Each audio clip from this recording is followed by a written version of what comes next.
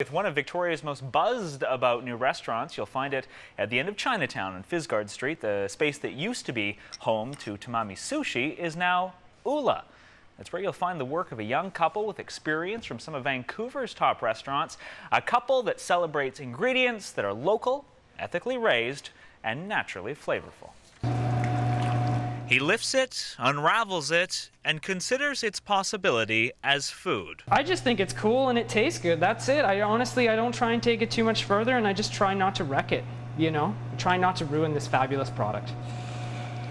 We'll show you how Brad Holmes uses this specific octopus in a warm appetizer salad, but first, the place you will taste it. I wanted to think bright and lively and fresh.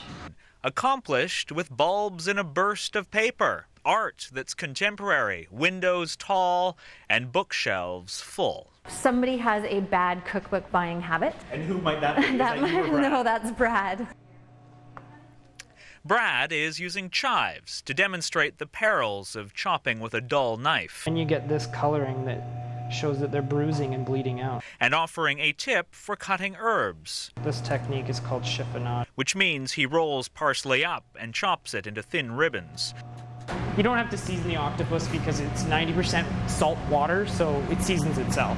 In a very hot pan, char the octopus for 30 seconds on each side. You can see you can get like good, nice color on it, caramelization. Back on the bookcase, a shrine to Saint Lorenzo, made by Sahara's dad. And Saint Lorenzo was tortured on a gridiron, which is like a grill. And the story goes, he said, "You can turn me over, I'm done on this side." And so my father thought that would make a great shrine to a saint, and he also thought that Saint Lorenzo looked a little bit like Brad. Give it a stir. Brad is now mixing the chopped herbs with celery, fingerling potatoes, red onion, olive oil, and lemon juice. Now we just cut the octopus into sort of bite-sized pieces. Place it in with the potato salad.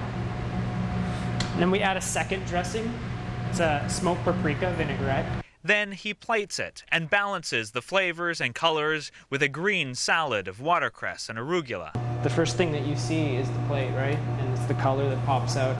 The finished appetizer, a tangible expression of Ulla's goals. It's using local ingredients, modern techniques, classic flavors, and we're trying to keep it really light and refreshing so that when you leave, you're not stuffed. You just feel perfectly full. And you will find Ulla Restaurant on Fisgard Street in Victoria. That's near Store Street, and it's open for dinner Tuesday through Saturday.